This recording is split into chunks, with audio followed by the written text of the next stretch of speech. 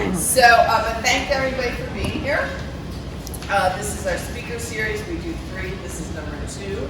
The speaker series is named after Leslie Bohm, and he was a great cycling legend in our town, and I think many of you know him. I'm going to explain the run of the show. First, the panelists will introduce themselves, their work, and how they intersect with mountain biking. Then we'll have some questions from our moderator, which is Ray. Then we'll have some Q&A from the audience. And then we'll have some closing thoughts from the panelists, and then feel free to stick around for a little bit for a chat afterwards. We want to thank our main sponsor, which is Miracle Corporation. Miracle is a Boulder company which has supplied mirrors and bells to the bicycle industry for over 40 years. Quite an institution here in Boulder. I feel like you all kind of know each other already. It's our mountain bike community. So just a little bit, I want to have the panel introduce themselves more from a personal standpoint. Like, how do they end up in these chairs? What was their adventure like to get into the bike industry? And then talk a little bit about the roles that they have now. My role here at Community Cycles, I do bike fits every other Saturday. We have a thing called Ray's Soapbox on the website that Sandy manages. If anybody has any opinions about cycling in Boulder, I don't imagine anybody has opinions. Please feel free. It's like letters to the editor and the camera, except it's within the Community Cycles realm. So we're always glad to print your thoughts if you want to send them in or connect with me or Sandy or anybody from the team. I'm pretty much an intermediate mountain biker. My goal is to not fall down. And when my kids were little, I would wait for them at the top of the climbs, and now they wait for me. So that's where I'm at as a mountain biker. Tonight we have Dave Wiens from the International Mountain Bicycling Association, which was founded in 1988.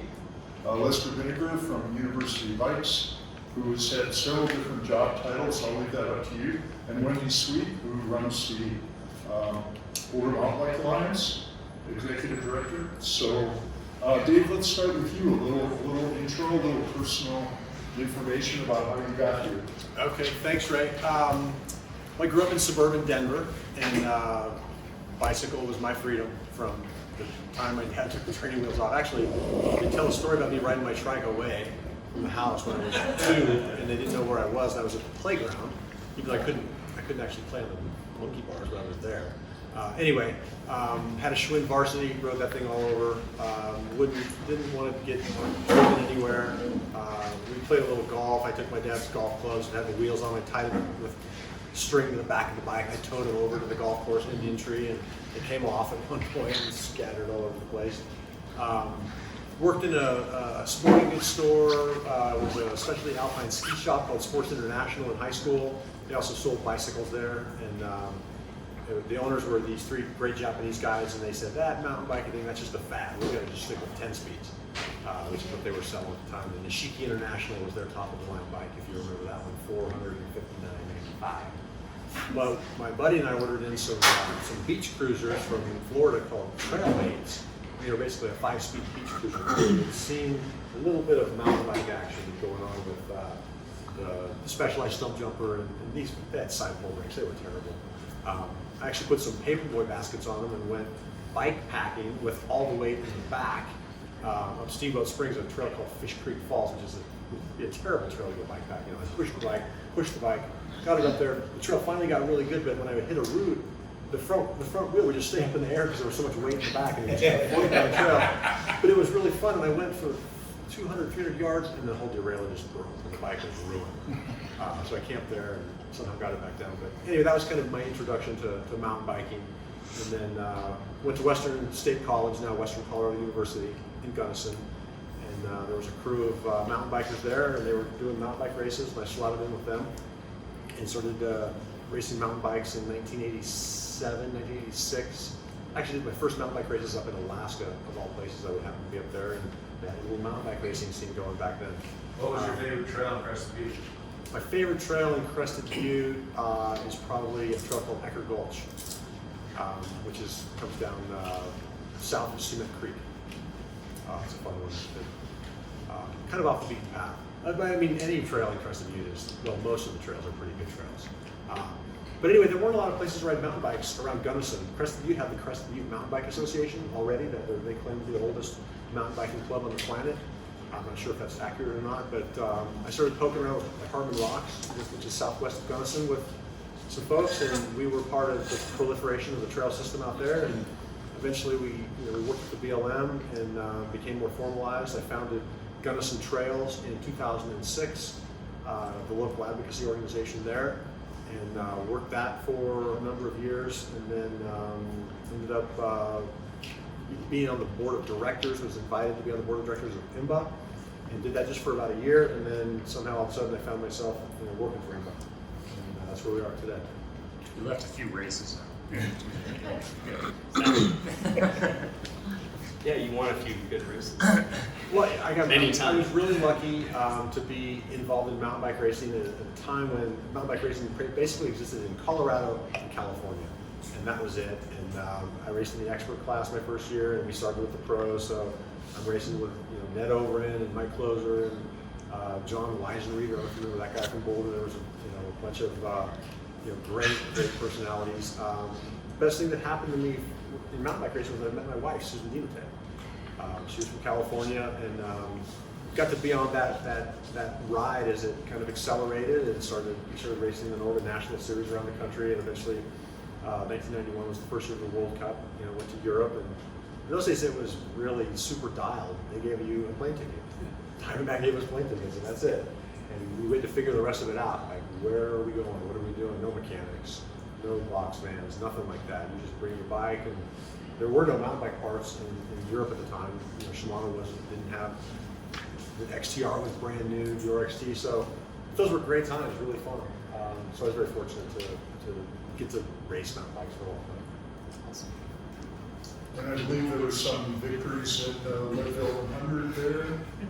Dragging it And out. then the Leadville, that was kind of a second career. It was never intentional. It was I wanted to race Leadville, I think in 1996 or 7, and the race was full. And maybe you've heard this story. I called up Brandon Lee, and pro. And he's like, I don't care if you're Reagan, you're not racing. And of course I was like, but I respected that. And so when I finally in 2002 wanted to do it again, I did sent the card in. Got the card back and said, sorry, you're not in. I'm like, okay, I'm not in. 2003, send the card in, get the card back, you're in. So I'm like, yes, now I get to do it. And I never raced 100 miles. That was the thing then. And my career had wound down quite a bit. So to do a 100-mile race a couple hours from my house, pretty doable for me. People come from all over the country to do that race, and we would make it pretty easy. But it was an interesting experience. It's an out and back. You guys know that.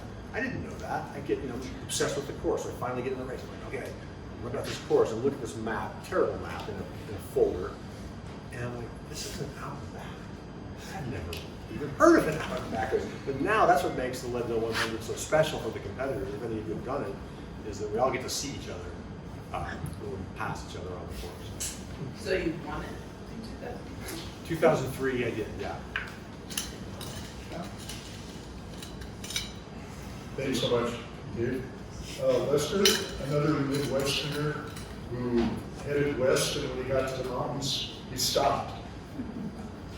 Yes, I did. So in 1988, I was a junior in college trying to get my business degree. Had no idea what I was going to do with my life. And my best friend says, gotta come over to my house. I have this new thing. It's called a mountain bike, and it's incredible. And I go over, and it's a Unibaga Rover Sport.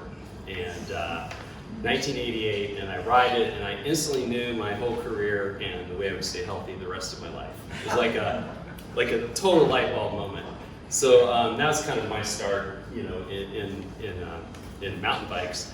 And since then, I've ridden probably 120,000 single track miles, 2 to 4 times a week. It's just still my passion.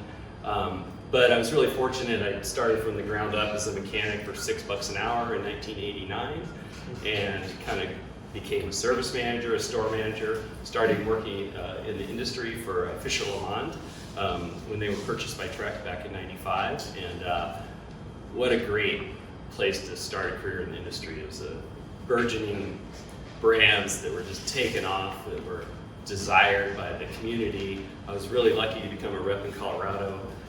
So I did that for 12 years, and I got to travel the state and just get to know all the trails and all the amazing people. And I love our industry. I think it's one of the greatest things to work in that you can imagine.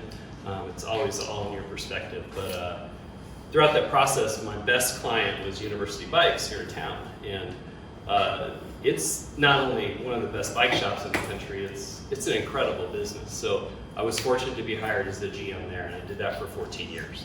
And then now I'm the bookkeeper there. So all along the way, for instance, we started an IMBA club in '89 in Indiana, and nobody in Indiana even knew what a mountain bike was. So we just had to ride what trails were, hiking trails that existed, and there were no rules against or for it. But so we thought we'd try to get some advocacy going there and get trails legalized, but it was really hard going.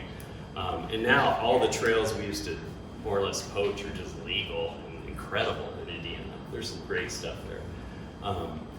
And so I've been an IMBA member since then, and just watched, I just pay attention to how the industry has grown, and especially mountain bikes.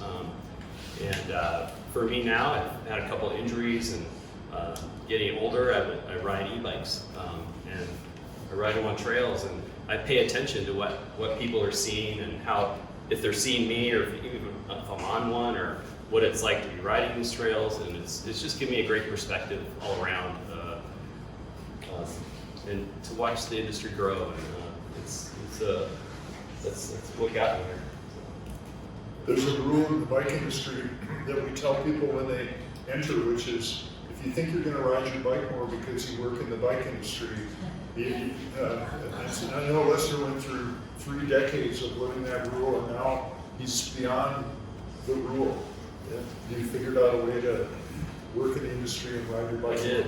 Yeah, you have to try. It's hard. So Wendy, tell us a little about yourself. I can't give you much of a lead in because I'm going to be learning as we go.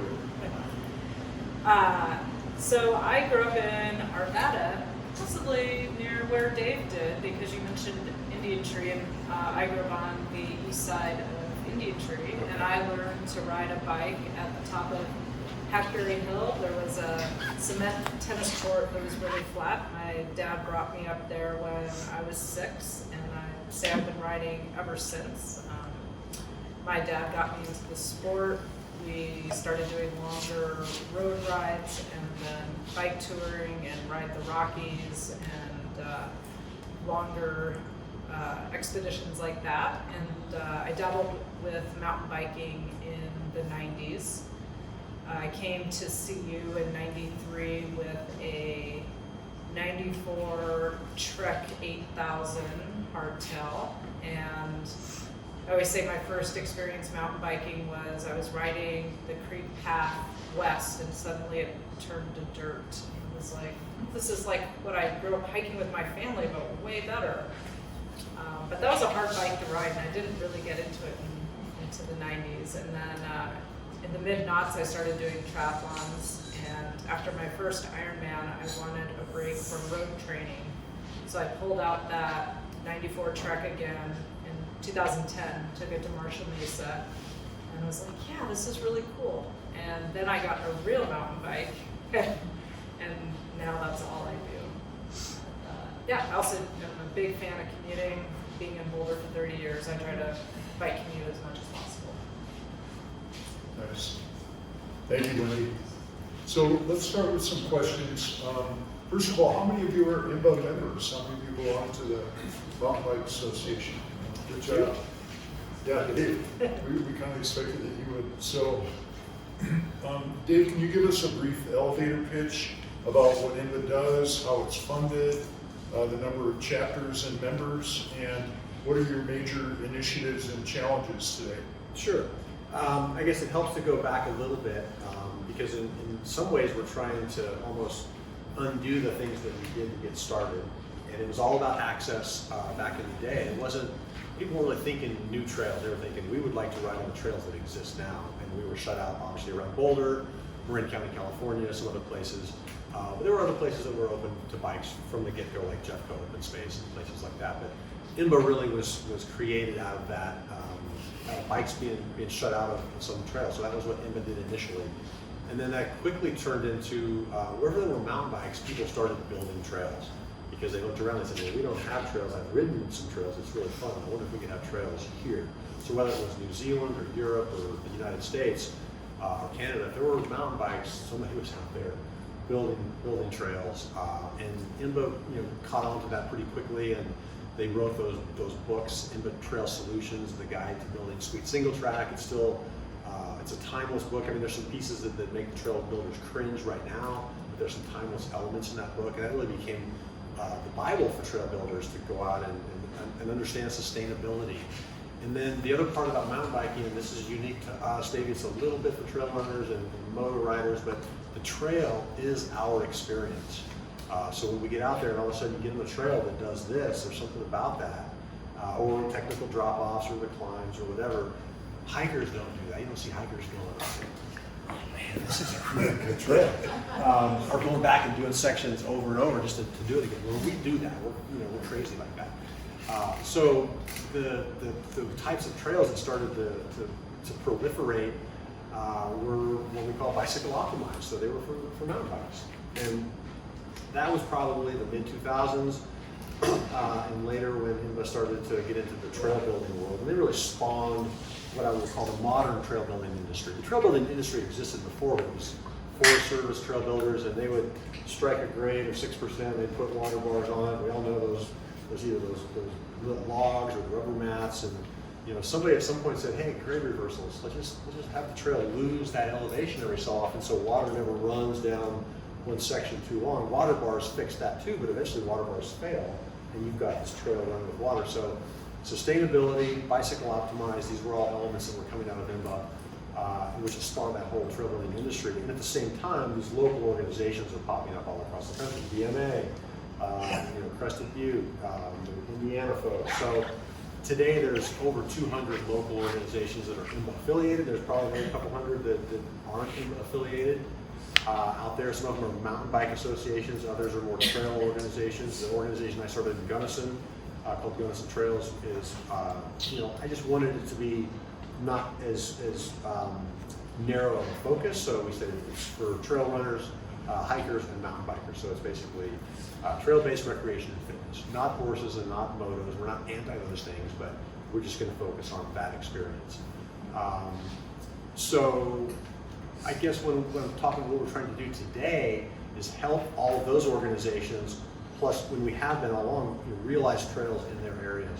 So IMBA was really good about, hey, get your local land managers, get to know them, and you can tell them, we're going to plan it, we're going to design it, we're going to build it, and we're going to maintain it, all for free. Too good to be true, right? Yeah, but that's what we did. So now we're to a point where we're realizing that the trails are probably the #1 recreational amenity in many areas. If you, for Parks and Rec surveys, what's the #1 amenity? Okay, you got your aquatics, you've got badminton, you've got tennis, all these things, even pickleball. Trails usually rise up to the very top. Now that's a broad definition of trails.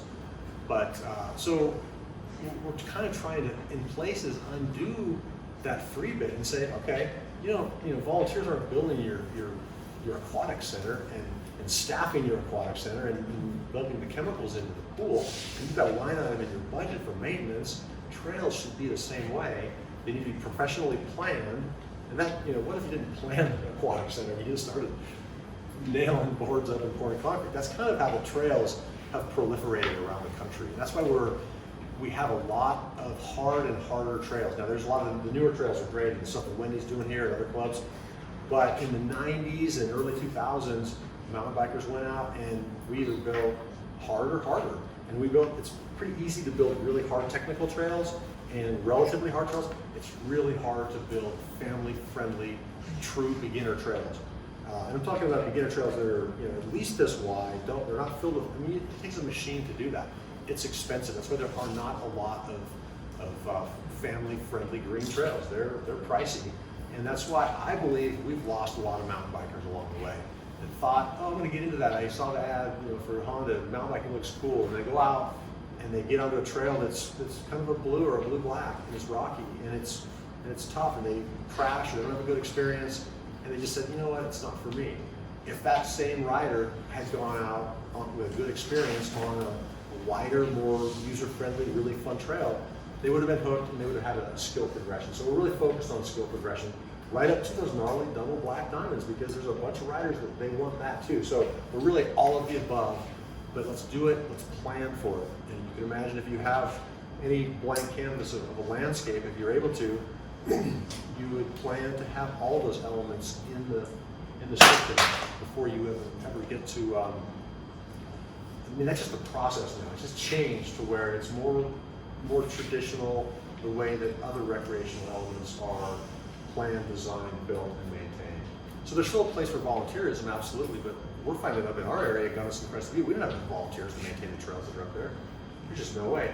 And now there's machine-built trails. How are you, what do we do with rakes and shovels on these big machine-built trails? They actually in Bentonville, they just close the trail, they get the machine operator in there, and they do the maintenance that way. So trails have evolved and changed a lot. But what our mission today is to help communities and organizations realize great trails, because we think that everybody should have access to high-quality mountain biking. And I can get into more nuances of that, but really that's what we're trying to do is just, and we've got high-functioning organizations like BMA. They don't need, it's not like, Wendy's not calling in all the time, like, what do I do? She knows what to do, and she does it in a place that's notoriously difficult to get things done. So, she's a saint. And I hear there's a new trail opening up soon. Next week. Yeah, so that's fantastic. One change I will talk about really quickly is we were just up in the Bellingham area, and there's a very, very high-functioning organization up there, and he said, don't call us a mountain biking club. We're not a mountain biking club. We're a small business. And I'm sure that's how BMA operates, and it's changing that mindset of, it doesn't mean that there aren't still clubs that just want to, but we're really trying to help, level organizations up to become high-functioning, small, nonprofit businesses that can help the local Parks and Rec folks, the county, open space, the federal partners, and really be the partner that can bring great high-quality trails together. And I'll talk a little more later about how it's not just the mountain bikers either. Dave, real quick follow-up question. IMBA as a business, where does your funding come from? Memberships, industry, grants sure. and contracts? Yep. So IMBA, the membership was the funding for a long time. Then as local organizations came online, there was this competition. So IMBA set up a chapter system. And then, we did away with that in that current structure, which was 60% for IMBA, 40% for the local chapter. And now we do some revenue sharing, but the lion's share goes to the local organization. So our bottom line for a membership is almost nothing, because it costs money to process all the memberships. The industry is just pretty flatline as far as the support. We get good support from SRAM and Shimano, and that's about it. REI's been a good supporter. A lot of folks, Specialized hasn't given us a dime for like 10 years. Trek has completely pulled out. They're still, doing advocacy. They still support IMBA, and so I'm not trying to, cast bad juju on them. But the industry we're not counting on the industry for much. Major donors, philanthropic giving is where we've really put our focus in the last 5 years, and that's where we're seeing a lot of opportunities. And then that has allowed us to add capacity. And these are just mountain bikers who have been very successful in whatever it is they did. And they can write, some nice checks to us. They're passionate about what we do. We've got something called the Single Track Society, and it's $1,000 donors and up. And so we've got quite a few $1,000 donors, within $2,500, $5,000, and on up to a handful, a very small handful that are able to write us six-figure checks, low six-figure checks. And that's allowed us now to sharpen our skills with regional foundations, where there's a lot of funding for health and wellness and trails and things like that. A partnership with the Trust for Public Lands. We don't get any financial benefit from them, but the partnership with them allows us to go into some of these larger regional foundations and talk about how. So IMBA needs a little bit of funding compared to the amount of funding we need for project. Project funding is millions of dollars, tens of millions of dollars. If we could do everything we wanted across the country, it would be a lot of money. IMBA needs, we always need more resources because we have things that we can't do now that we want to do. But that nut is much smaller than the actual nut to plan, design, build, and maintain professional trails all across the country and beyond. Thanks. Lester, as our industry representative, back in 1981 when Specialized introduced the first commercial mountain bike, it had motorcycle brake levers. The Bull Moose bar and stand probably weighed as much as a carbon fiber frame weighs today, and your Rover Sport was a move up. But how do you see the mountain bike having evolved over the last 40 years? And is it for the better? Do we have a better, more useful product now than we did back then? Sure. I got to answer this right, otherwise I'm in trouble. There's some people in here. So my first real bike was a 1990 Diamondback Apex. I bought that because Dave was sponsored. He was my racing hero. And Susan's, I'm just kidding. But that was my first bike. And that was like the first evolution of mountain bikes beyond that first stump jumper. They were lighter frames, you could climb really well, they held up pretty well, they finally had index shifting. So there were some big advances over the original kind of clunkers.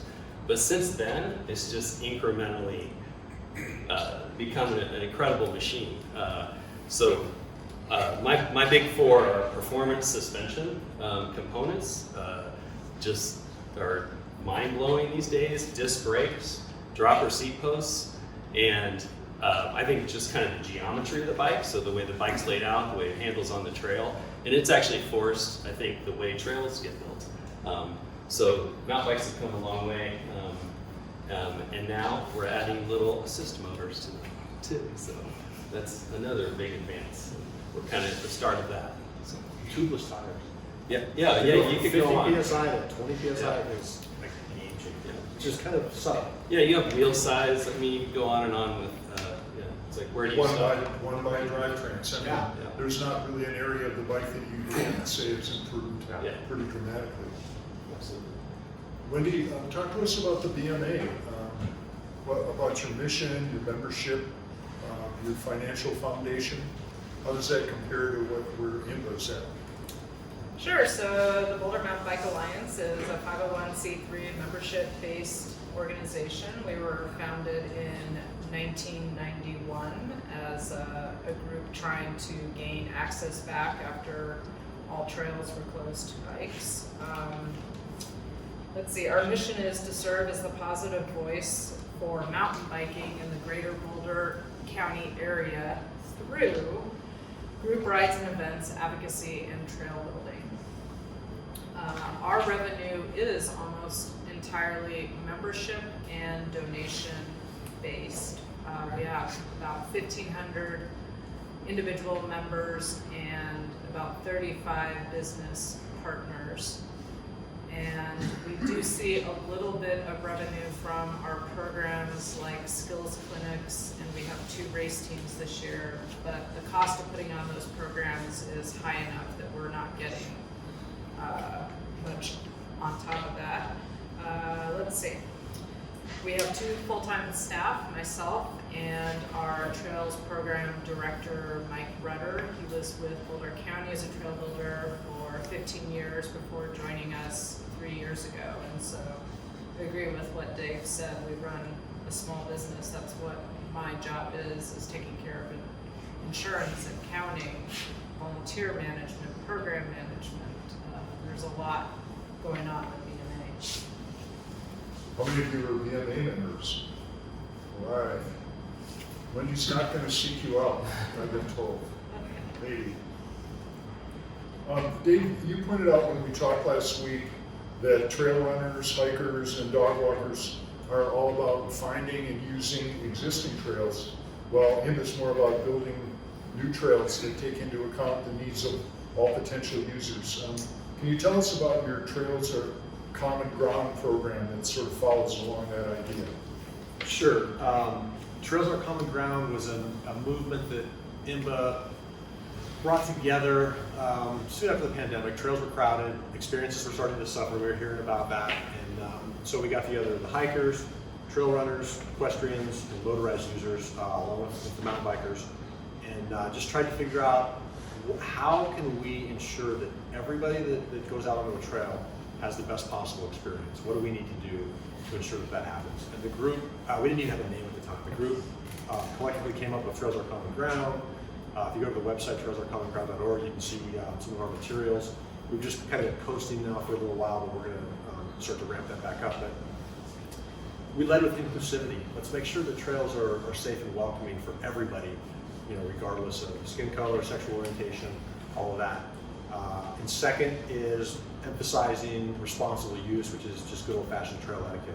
There's a ton of information out there. People are like, oh, we need to get more etiquette, more etiquette. There's a lot of etiquette out there. There's a lot of signs. If you go on the internet and you search it, you can find it. It's getting people to take it in and operationalize it somehow. We've done some things on Instagram where we'll find these influencers that have big followings, and we'll give them one simple thing. So anyway, it's a constant drip of information that we need to get out there for trail users. The third piece, the most interesting piece, I think, is what I was talking about before, which is that planning for all users. And some examples would be in Colorado Springs. We were just down there and did a ride yesterday and today. Notice there's trails that are just for hikers. Mountain bikes aren't allowed on them. There's also directional mountain biking trails where it's only bikes and you have to go one direction. We're seeing that more and more places. Draper City, Utah is a big 100-mile urban system around Salt Lake. And Joey Klein, who worked for him for 30 plus years, he was on the cutting edge of this probably 15 years ago. He was saying, hey, let's have some trails that are just for mountain bikes directional. Let's have some trails that they call them hike and hoof. There's not very many horses, but horses are allowed on them. For the trail runners, we'll share the stuff in between. And on this long climb, let's allow mountain bikes to go up, but not back down. Hikers and trail runners can go up and down. And once we get to the top, we've got 3 or 4 different bike optimized loops off the top. So it's that sort of, that's how we're talking about trails. It's not going to work everywhere. It's not going to be accepted everywhere. It's not going to be necessary everywhere. But in busy systems, if you have that blank canvas and you sit down and you plan the whole thing out, you can put those elements in. And there's a lot of elements that we can add in along with family-friendly beginner trails for mountain bikers. There's not as many different types of trails for hiking and trail running because they're just not. I mean, now with mountain biking, we've got flow trails, we've got jump trails, we've got artificial wooden feature trails, we've got steep technical trails. There's all these different kinds. So we want to have that portfolio intact. But within the system, we want to have great places for hikers and runners to go. Some trails shared, others just for them. And they're the same. People say, oh, hikers, they just want to go to that waterfall or that viewpoint. I agree, but I also know that there are daily hikers and trail runners. They want to do stack loops just like us. They want to do 1.5 miles, 3 miles, 5 miles, whatever. So if we need to provide those in places within our plan, and the hikers love it. And they hear about it because a lot of times they're like, no, we love you mountain bikers. There's just too many of you, or they're scared. I mean, have you guys frightened a hiker before, or seen? It's a different experience to go. My wife and I love to hike. We would never go hiking on a busy mountain ever. We're going to go to the wilderness or someplace else. So that's the exciting part of Trails Are Common Ground. We can put elements in there like a skills loop. Say it's anywhere from 2.5 to 6 miles long. Imagine this trail. It's directional for mountain bikes only, and it has these places that are green, blue, black. You've got these options. And they're great for developing skills for adults, but they're great for the high school mountain biking teams, which are now dripping down into the middle school teams, which are dripping into elementary school teams. We get kids riding bikes. It's great. If any of you guys coached NICA, coached high school mountain biking, it's not easy. You're like, where's Squires? Where's Squires? You ride to an intersection and you stop. The fast kids wait. The slow kids never get to stop.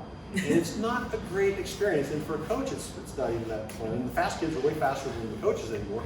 So imagine this contained loop. What it would do is okay, Jill, you're good. You take the black line. Joey, you're Brandon. You take the green line. And then you can just post up coaching around this loop. These kids can just lap this loop. I've heard that Fairview and Boulder High can't train at the same place at the same time because they just monopolize a car after school.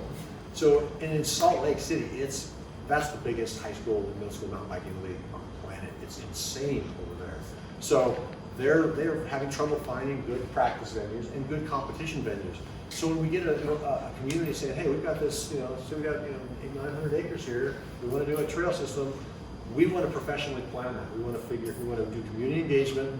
We're going to be able to engage the hikers and the walkers, the trail runners, the mountain bikers, equestrians if they exist. We're going to talk about e-bikes being part of that, Class 1 e-bikes. We always suggest that part of the system because they're here to stay and they serve a very important purpose. And within that system, we can design all these different elements, including if they want it, an event overlay, so that a high school race promoter or a trail running race, or anybody can come in and put on a turnkey event that's the venue's kind of set up for them, as opposed to what happens now is, okay, how are we going to make this work? And it wasn't ever designed to be a bicycle race or a trail running race. So there's elements that we can plan in to give the system higher carrying capacity, lower opportunities for conflict, higher user satisfaction for all users. And the 800-pound gorilla in the room in a lot of places are the dog walkers, because there are dog walkers everywhere. They're not organized. They don't belong to the American Dog Walking Association. They just go out and walk their dogs, rain or shine. And if we drop a bunch of mountain biking trails right next to where a bunch of people live, we can't be surprised when there's a guy with a Labradoodle and a latte walking up the jump trail every single morning with his dog. So, but let's give them that dog walking opportunity too. So it's really, mountain bikers will say, well, they don't show up, they don't help, it wasn't their idea. I hear that a lot, like, we're the ones that do all the work, it was our idea, so I'm like, well, but who shows up and uses the trails in the end? And that's what we need to focus on, is who's actually going to show up and use the trails. And there's a lot of people out there that walk, that's going to be, they might not walk at all, but if a trail system pops up right next to where they live, they're going to start walking. They're going to get healthier, they might start jogging, they might buy a mountain bike. Trails are so good for communities, and if we just do it for mountain biking only, we're missing the boat. So I've really been adamant that we consider all of the other trail users. Selfishly, we're going to get better mountain biking because of that, because we're going to go in with a bigger base of support, because we're going to have the hikers. We're seeing a lot more opposition to trail systems now for mountain biking in places. It's in pockets, but if we go in with a lot more support, we're not going to have that opposition to deal with as much. So trails are common ground. A lot of good elements there. Again, the Class 1 e-bikes are a big part of that, trying to educate people on what they are and what they're not. But we're going to go. That's quite an evolution from the us against them reality of the early days of mountain biking, where it seemed like it was a zero-sum game and somebody had to lose. Trying to, if it's framed as a battle, then we're doing something wrong. It needs to be a collaboration, cooperation, and sometimes it doesn't always work that way. But a lot of times, those voices that want to fight will be marginalized, and the people who want to come together will be the making the decisions. So. Well, Lester, we've talked about the bikes and the trails. Let's talk about the consumers. Who are you seeing buying mountain bikes in U-bikes? And do they fit in any particular classifications or categories? And I know you have friends around the country that you talk to all the time. Is Boulder unique in this regard about the distribution of riders, or do we have the same kind of patterns that you see in other parts of the country? Yeah, I think it depends on the terrain of the community, mostly. But in Boulder, it was always ecstasy. We're kind of the home of elite athletes, and not just the race that just live here. So it's climbing, bikes that can climb, so lightweight, cross-country specific bikes are kind of what we always traditionally sold. The last 10 years have seen a big change to all-around trail bikes that can kind of be taken to Moab. Everyone's traveling and going to different systems, and and bikes have gotten so much better. So you can have a longer travel bike that's more capable, that's still just fun to ride on an easy trail, or you can climb on it too. So that's kind of where Boulder is. But yeah, the last 10 years have been a big change, and now that cyclists are getting older, we're seeing again, bringing up again, electric assist bikes are the new. We'll get to that in more detail. One question I have for you, Lester, is What about that sort of recreational mountain bike, that $800 bike that people buy for its style, and they ride it around the neighborhood and they're not even thinking about going and riding on a trail? Has that kind of been replaced by the hybrid type of bike, or are people still buying those entry-level mountain bikes in JRA, just riding around? Yeah. So our average bike price went from I think it was $600 in 2006 to $2,000 some dollars now. So do we still sell some $1,000 and below mountain bikes? Absolutely. Mostly college kids or just something to get around town and it's fun to ride. But no, the commuter bikes and kind of pavement bikes, bike path bikes are just taking over that realm a lot. Yeah. So everyone's going for kind of full suspension and just nicer bikes. Wendy, Boulder is correctly seen as a bicycle-friendly community, although the letters to the editor and the camera the last couple of weeks haven't read that way. Many of the mountain bike communities' trail proposals have been shot down while some have been adopted. Do you think Boulder city and county governments are striking the right balance? If not, how should that balance change? I'm going to say no. I don't think they're striking the right balance, but I do think things are a lot better than 1983 when we got our first bike ban, and 1989 when that was solidified. We've come a really long way since then, but there's still a lot of ideas we have, and I agree with everything Dave said about if you have a blank slate, you can create these amazing systems that accommodate everyone, and everybody has great experiences.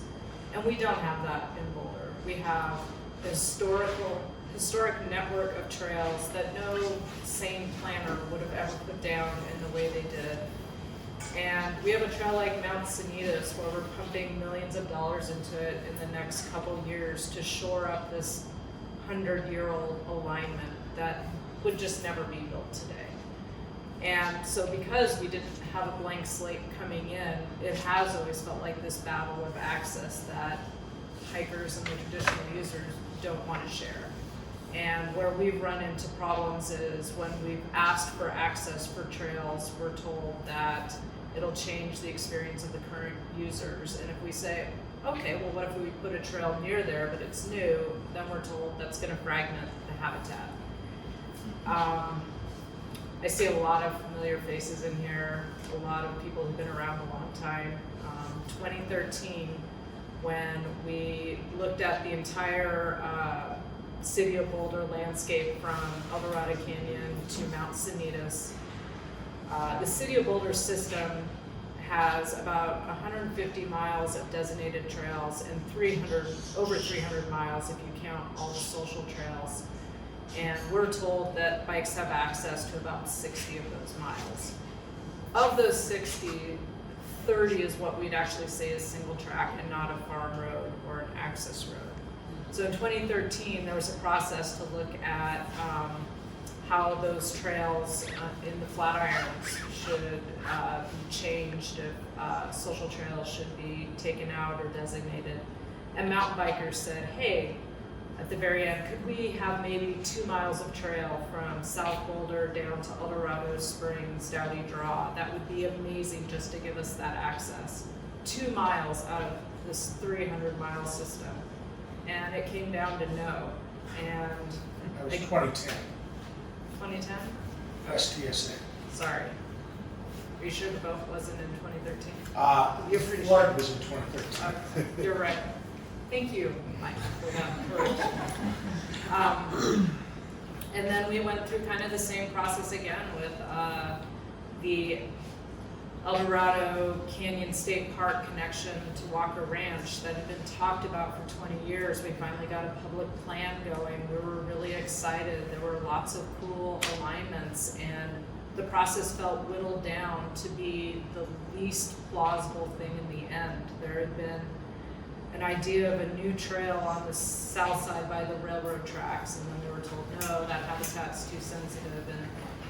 and then too many bikes going through the town of Eldorado Springs and along the creek, that trail would never be bike friendly because it was so rocky, and just everything lined up for yet another no when the state park just said, no, we're just not doing that. So yeah, it's been really rough. We're still looking at these connections.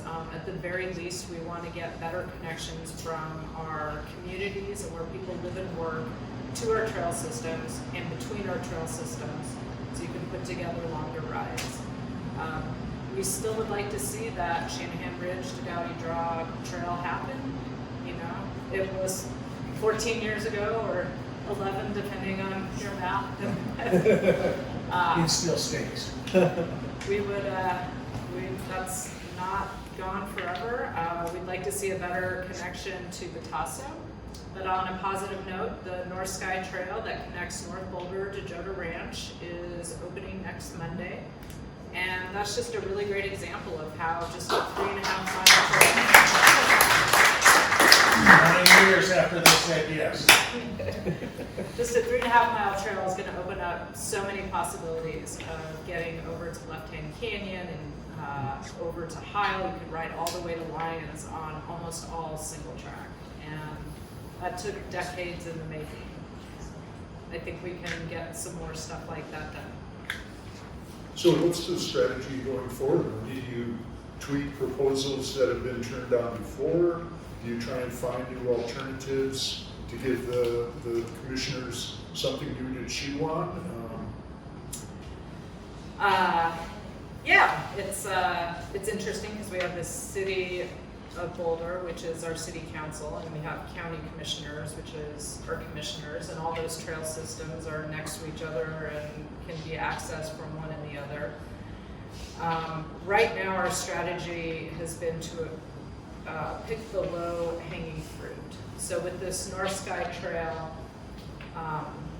the focus on getting this approved was just the North Sky, but what people were also talking about but didn't get the headline is Boulder Valley Ranch is going to have a huge redesign in the next couple years. And it's going to be much better for bikes. It's not going to be super cool, keep your hopes down, but they are going to optimize the trails. That death plunge from the Mason Eagle Trail is going to be completely rerouted.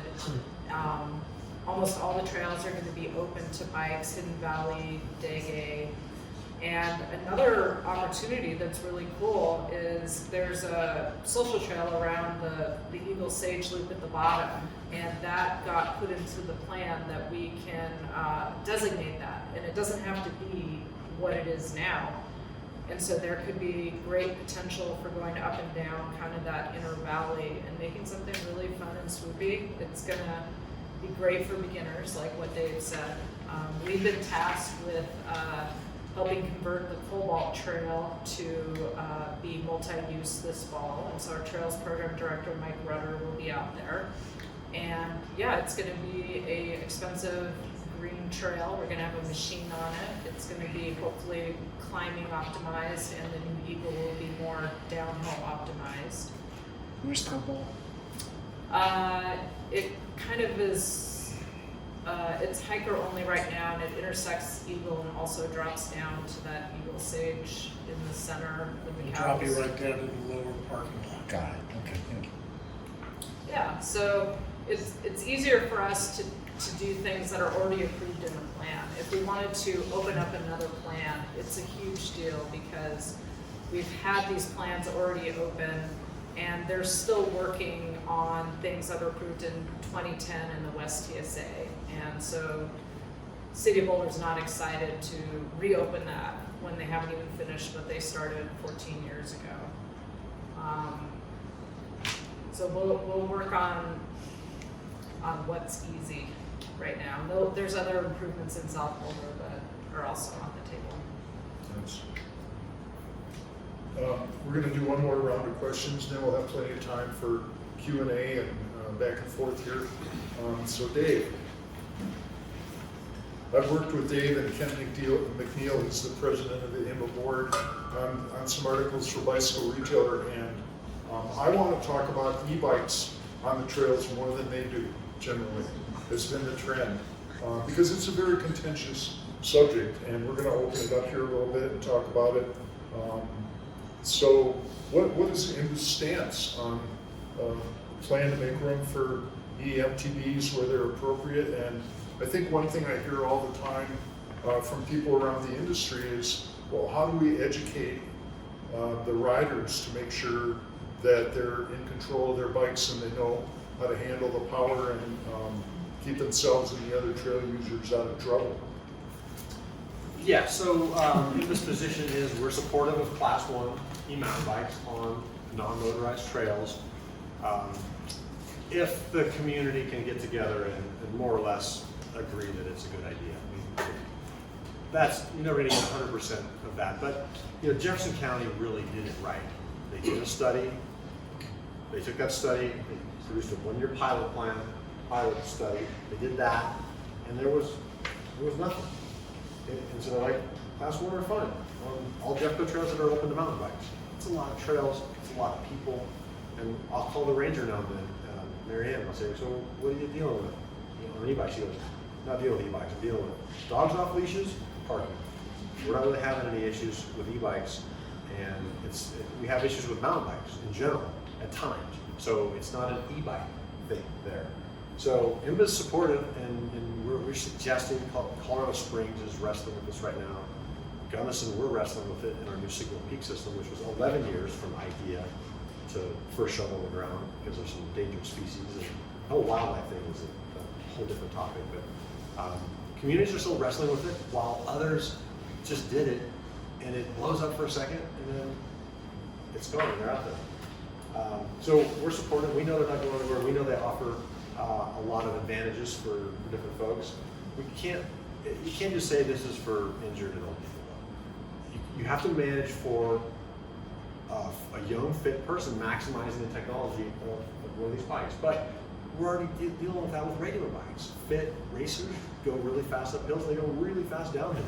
So we're already most of the way there with mountain bikes. So it's the etiquette piece.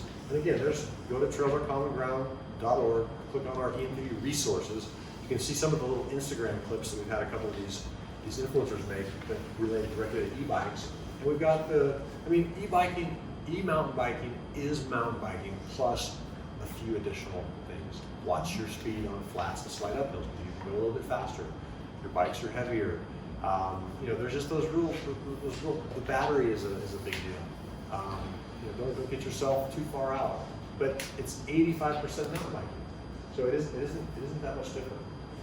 So we're supportive. We think that they should be allowed everywhere that the community can get together and make that decision collectively. And again, once people ride them, they generally go, oh, this isn't what I thought. It's not a motorcycle. So we're talking just pedal assist and just Class 1. If you're not familiar with the class system, we have those resources because we use this term e-bike, right? E-bike. Well, what's an e-bike? Well, an e-bike is a Class 1, and an e-bike is a Sur-on electric motorcycle, and everything in between. So we're very specifically with mountain biking talking about Class 1 e-mountain bikes, but that's a mystery to a lot of people. They're like, I don't know what you're talking about. So that's a challenge. Do you have any sense of do rider counts on trails around the country? Are e-bike and mountain bikers replacing their traditional mountain bike with an e-bike? Is it additional users, or is it the same people just riding different equipment? It's a little of both. You certainly have some folks that are like, I'm able to mountain bike again because of an e-bike. And what I'm seeing in our Signal Peak system, which is the deal just signed it as being closed to e-bikes because technically it is closed, but they're not going to write any tickets. But that sets them up for social conflict. If someone decides to be the enforcer because they see the sign no e-bikes, they spot someone on an e-bike and they want to get in their face, that's not a good thing. But I would say when I'm out there, just anecdotally, 1 in 4 bikes that I see is a Class 1 e-bike. And I can't tell it's an e-bike unless I look at the bike. I can't tell by the way it's being ridden that it's an e-bike. I have to look down and say, oh yeah, that's an e-bike. But that's generally, I think, what we're finding. And that's why we're not hearing horror stories out of Maricopa County in Arizona or Jefferson County open space, just across the hill. Bentonville, Arkansas, e-bikes are welcome, class 1 are welcome there. So, Lester, let's look at this from the shop side and the product side.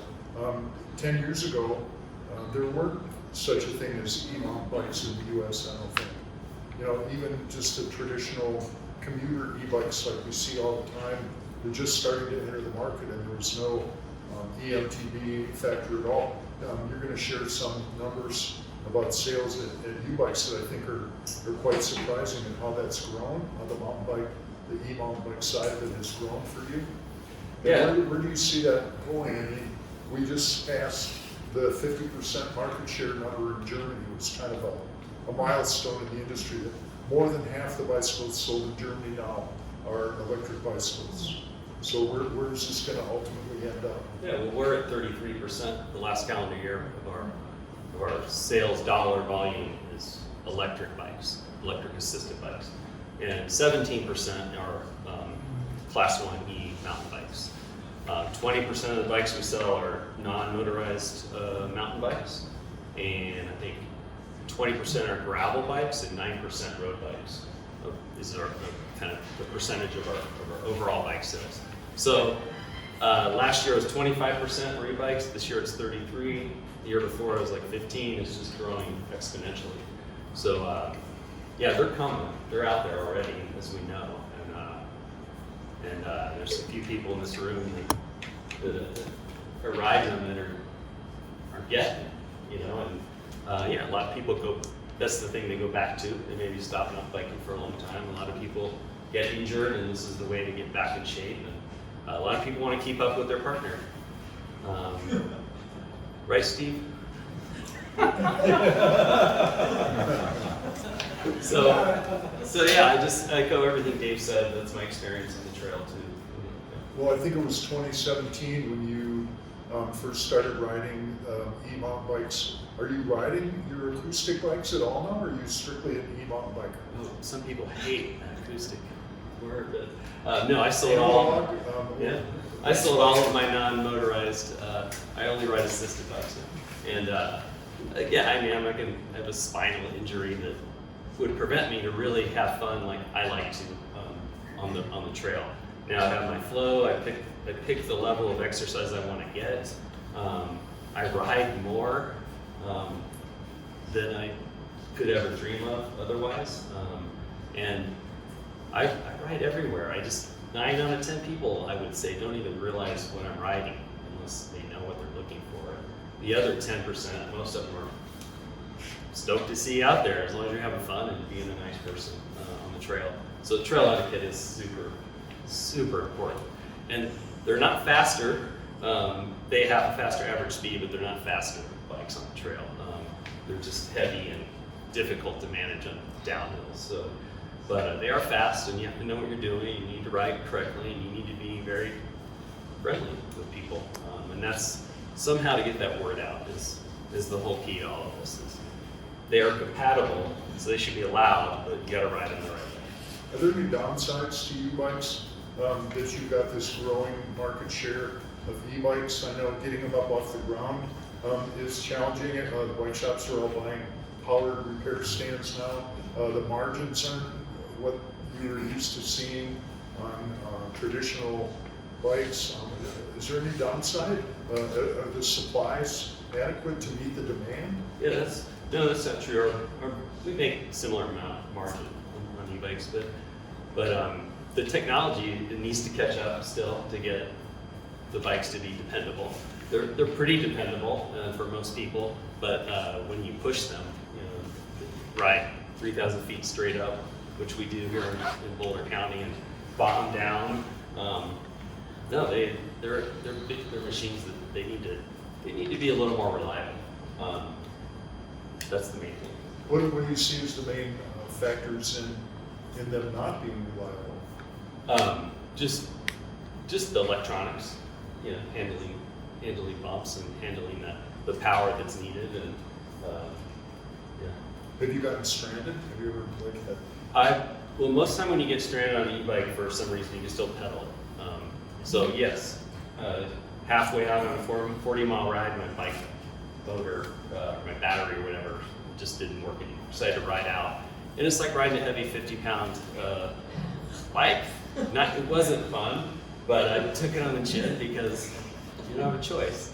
Yeah, I've been through a few warranty issues, and it's just part of life, and you just have to accept it at this point. It needs to get better. How do you see that happening? I mean, where's the improvement in reliability going to come from, do you think? Well, natural progression of the equipment, like we've seen with regular bikes. You won't be able to sell a bike if it's not dependable, especially versus another brand. So the bikes just have to compete and get better.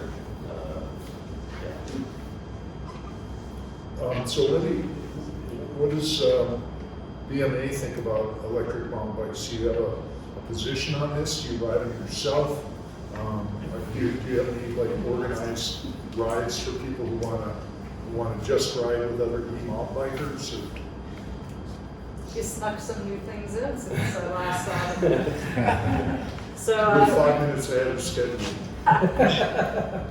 BMA has had a no position since 2018. Part of it is, as Dave was talking about, getting the community behind the idea. And when we've pulled our membership and when I talk to other Colorado organizations, it's about a 30-30-30 split. 30% for e-bikes, 30% in the middle, either don't know, undecided, don't care. And then there's this weird 30% adamant against it. And from my perspective as an older female, not in quite the shape I was 15 years ago, this negative 30% is often very fit men, and they just don't want people cheating. They don't seem to have a real reason of Anyway, so part of the reason why BMA has a no position is, let's get behind something we can all agree on. What problem are you solving by allowing e-bikes or not allowing e-bikes? Like we've already talked about, Boulder trail systems are not this great blank canvas of directionality and can serve a lot of users. Would adding e-bikes in great number change some of that dynamic? And how would you measure that data? How have you defined the problem? How are you measuring the data? And then how do you know what happened at the end? And the city of Boulder and Boulder County have done those pilot studies on the Plains trails. And they were contentious. The people who don't like bikes on trails really don't like e-bikes on trails. And so that's another reason why BMA has not taken a stance, is just seems to add more fuel to this anti-bike sentiment here. So we know from those pilot studies on the Plains that there's not been an issue.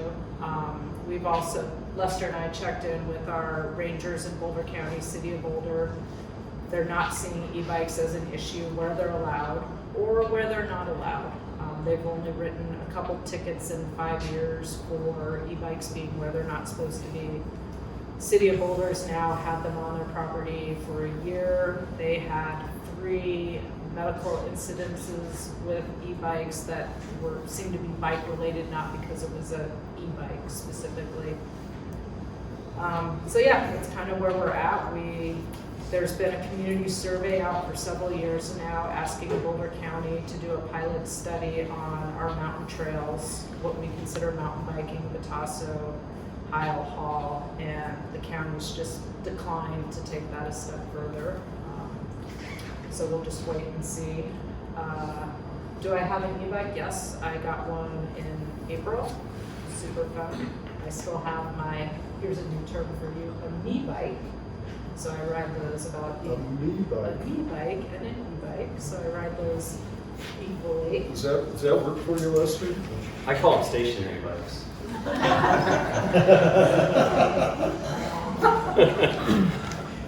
I see. Well, within the industry, that whole e-bikes are cheating has gone away pretty completely because the shops are now pretty dependent for their survival on selling e-bikes, right? And I think it's different within the users because users aren't dependent on anything having to do with e-bikes, and their attitudes are more baked in based on their own personal needs and interests. Can I add to that? I think it's interesting that you talk about the fitness and the men cycles hard and you gotta be fit and you gotta work and you gotta be consistent. What's really great about the e-bike is it allows people to take the bike off the shelf and go out and have a good time. And maybe they're only gonna ride once a week, once a month, 3 times a year, but they're gonna go out and have a really good time when they do it, as opposed to, if you just were to go out on an Amish bike or an e-bike or whatever you wanna call it, and you hadn't ridden for a while, it would be terrible. The first couple of hills you climb, you're done. So, and that doesn't sit well with that sort of, fitness-minded, suffering, old school cycling, but that doesn't necessarily define everybody's desired experience. Not everyone can ride 5 days a week and be fit enough to pedal a regular bike up every hill. So it's opened up our sport to a lot more people, and maybe that will convince them to start riding more. And we've all heard tons of stories about, I lost 70 pounds because of the e-bike. I never would have been able to do that on a typical bicycle. I wouldn't have ridden. But the e-bike gave you that feeling, and then That's really a great point because it's like the marketing promise of having fun on a mountain bike. The e-bike delivers pretty much consistently, whereas not everybody gets up that first climb and the bike goes back in the garage. So anybody have questions or comments or Sue? I have a question. So, I don't have a mountain bike that's really useful. I have a gravel bike, and where would be, and I don't like tile that's got gravel in it. That's going to be.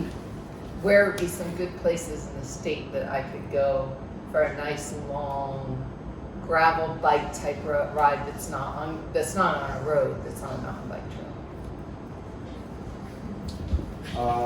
Would be a smoother trail? Yeah, like a double wide trail or something, like what you were talking about, like a green. Is there an area to go? But that's not necessarily single track, but actually. Yeah, not single track, 'cause I don't like that. But you know what 'cause would then be you don't where have there's a choice. bunch of cars. There's great gravel and double track in a lot of our mountain areas and on the plains too. I just did an event up near Kremlin. Kremlin has a bunch of great roads. Winter Park has roads all around it that are But- gravel and double track. But I know like gravel roads, because there's like gravel mountain, but like mountain bike trails that are rideable for a beginner on a gravel bike. I guess is what. Yeah, those aren't that common because there's not even No. mountain bike trails that are rideable for beginners on mountain bike. Surgical trail, where somebody could send you, Yeah, and you wouldn't like it. Yeah, this guy Larkin. Larkin Canyon is close to the cars, it's a nice gravel road. where's that? I've ridden this stuff. Where's that? But that's a gravel road. I think you're asking for something, not a gravel road. Yeah, like, I mean, I've hiked on things that I've seen like do the banking and Yeah. stuff. That would be fun on my gravel bike, but I don't know where to go where it's easy. Well, and there aren't a lot of that I know of that remain that way. Then they all of a sudden turn really rocky. Yeah, that's the thing. They're Yeah. like, they're great there, but then they're In not. Gunnison, we have a lot of what we call natural surface double tracks, which are just 2 tracks that are driven in, and there's no gravel that has been added to them. They're the natural surface, and a lot of them are really smooth and fun. So, yeah, I don't have a great answer for you there, other than to, if you go on the internet and sort of maybe search some of the Strava or ride with GPS, they might have some good ideas. I would for say you. green and some blue mountain bike trails, mountain bike like Trail Project or Trail Forks. Okay. And like I can think of some specific rides in Crested Butte I could direct you to even Okay. that are unimproved Jeep roads that would just be great on a gravel bike. Very good. I think North Sky is going to be really good. Yeah, on I it. wonder. It doesn't have a lot of elevation change. It kind of stays at the same level along the foothills. And I think a good gravel loop is going to end up being taking North Sky out, crossing the highway, and then coming back on left-hand trail. If you haven't tried left-hand, Yeah, that's I also know. pretty gravel friendly too. Anybody else, The questions? Highline Canal Trail, which I know nothing about except for it's been used as an example once, it's really long. And Yeah. I think there's still maybe. It crosses 36 there in Westminster. Is that the thing we can The network in Denver, greenways, and, I mean, Highline can be combined with Sand Creek and then Platte River, and you've got a 45-mile loop. But that's not necessarily what you're looking for. Yeah. I mean, the Highline is a lot of natural surface, but Sand Creek, Platte River, it's hard surface. Yeah, red. I think there's a new segment. The trails out by Erie, there's a whole network of gravel trails out there, and you can go forever on gravel. Okay, I haven't done that.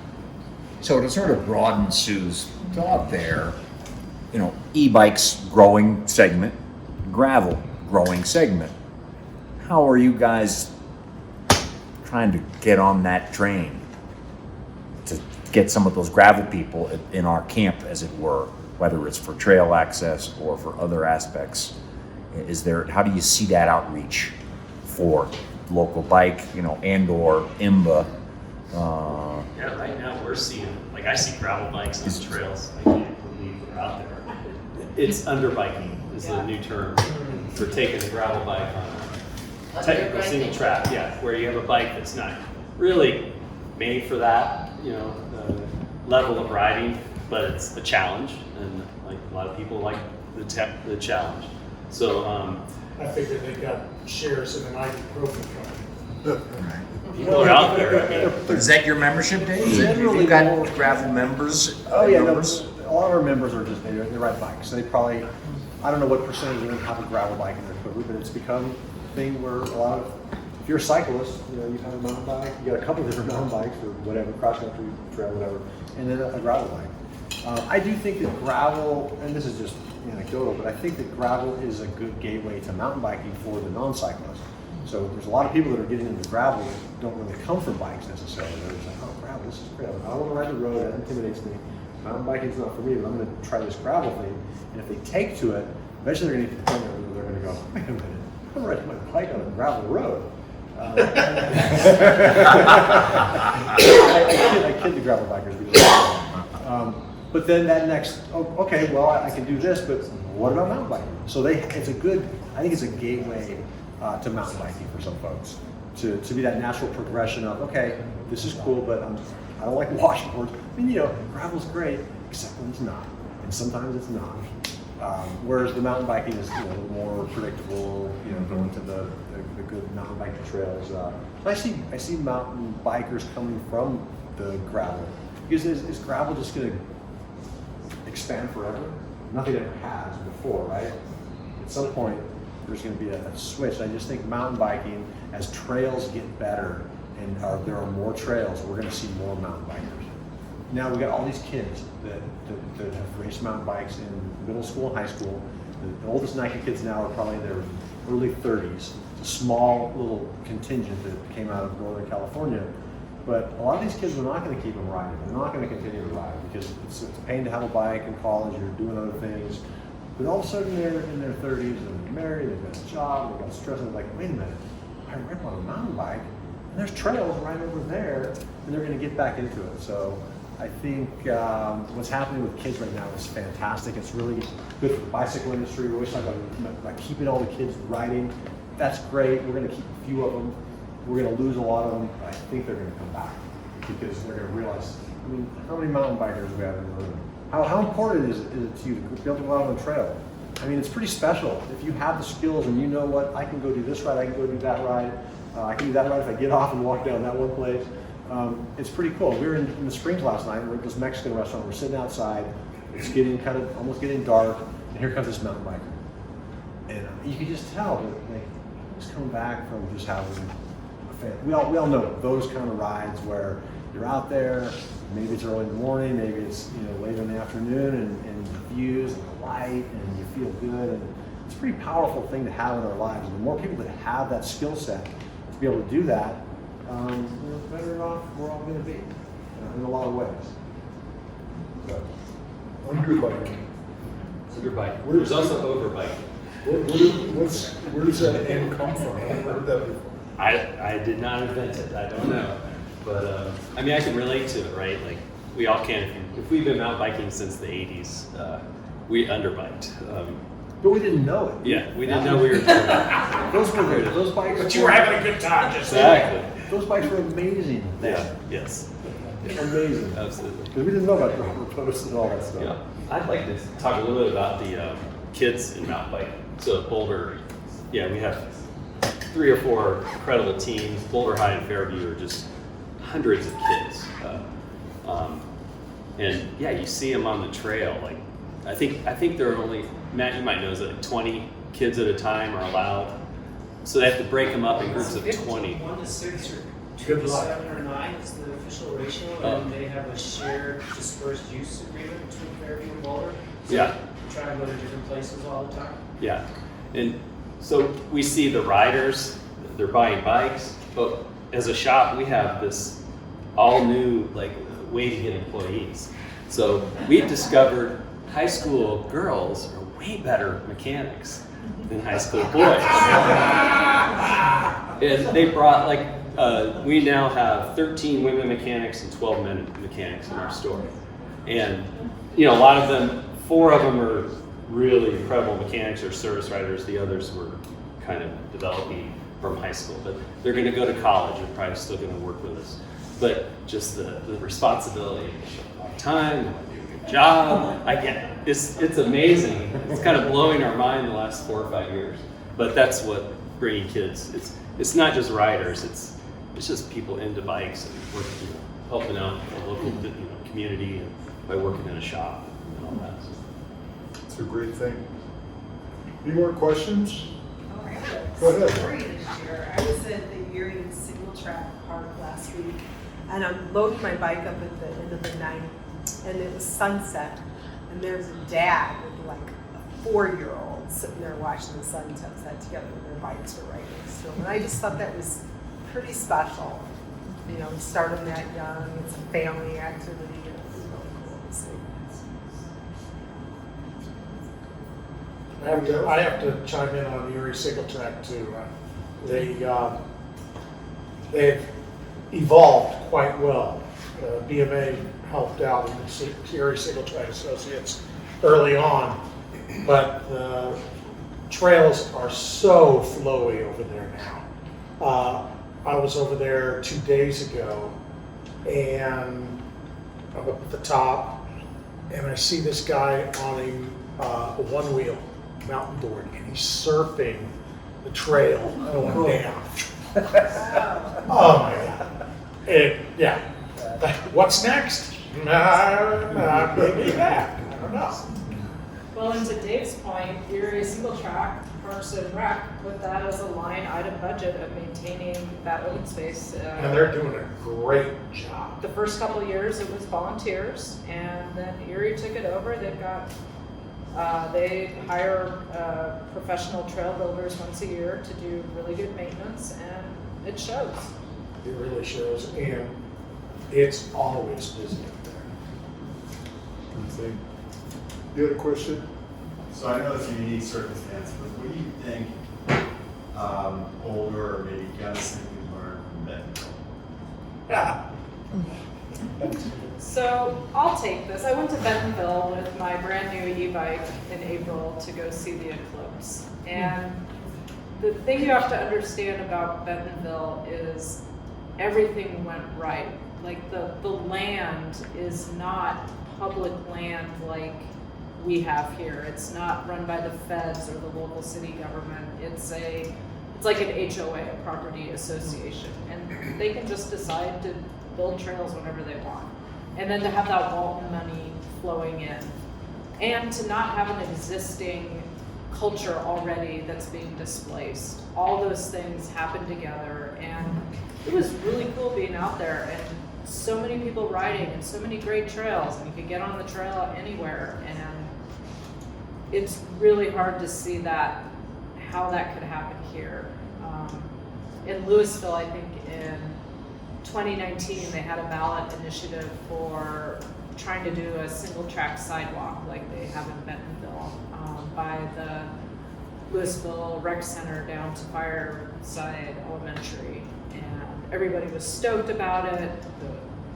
The staff was stoked, the community was stoked, and it just got stuck. And then there was a fire, and like it's just gone. And that was going to be 1 mile of kind of that urban trail. That's where we're at. It's so difficult to get all those pieces to work the way they have in Bentonville. Yeah, what Wendy said, it was a lot of private property. They bought private land that was, the creek bed, and then they were able to develop trails and then give it back. It's what the Trust for Public Land does. So there's actually a lot of opportunity on private lands, so we can sort of sidestep the difficulties of federal land managers and local land managers. So if there's a piece of private in a partnership with Trust for Public Lands, for example, Trust for Public Lands is an organization that wants to protect land, but not put it under the cake lid and keep it away from people, but put recreational amenities on it. And so we've partnered with them to do just that.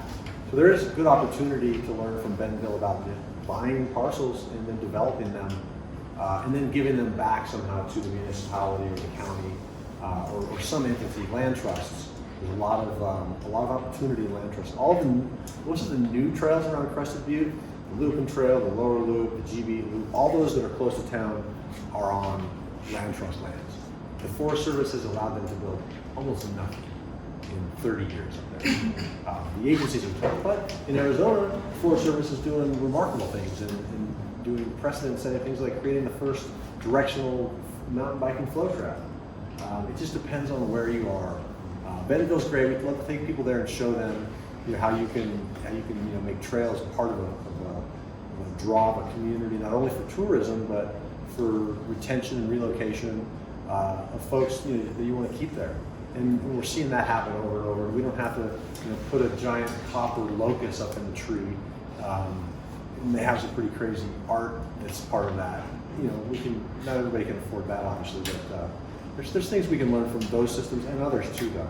There's a lot of people doing it right, and there's lessons that we can learn from Wendy and BMA on how to do it in really difficult areas, because California is notoriously tough. Los Angeles, the Bay Area, there's a lot of places that are difficult. Colorado is becoming really difficult with wildlife.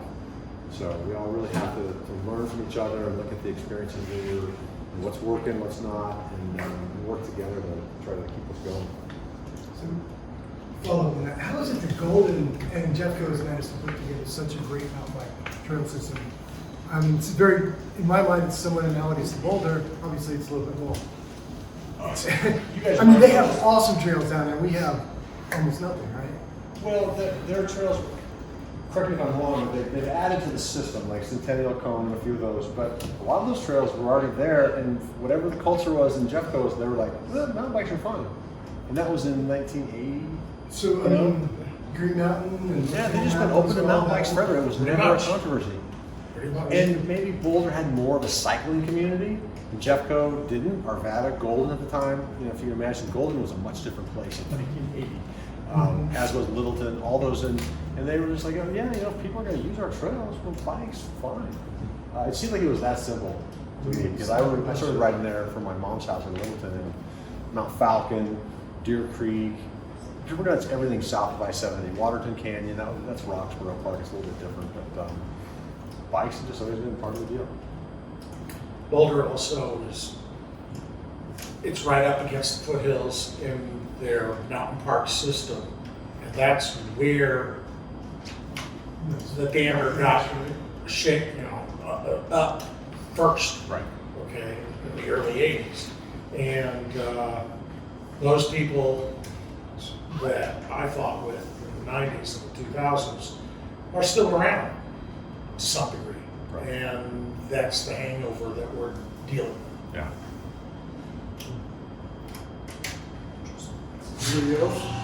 Sue, you want to wrap us up and introduce Lynn? That's not how well this is working. Okay, thank you very much for coming out and keeping the noise in. We want to thank again our sponsor, which is Miracle Comfort Corporation, and for sponsoring the event, the whole series. Their Boulder company supplies mirrors, as well as advice on the street for over 40 years. Thank you to our panelists, Dave, Mr. Wendy,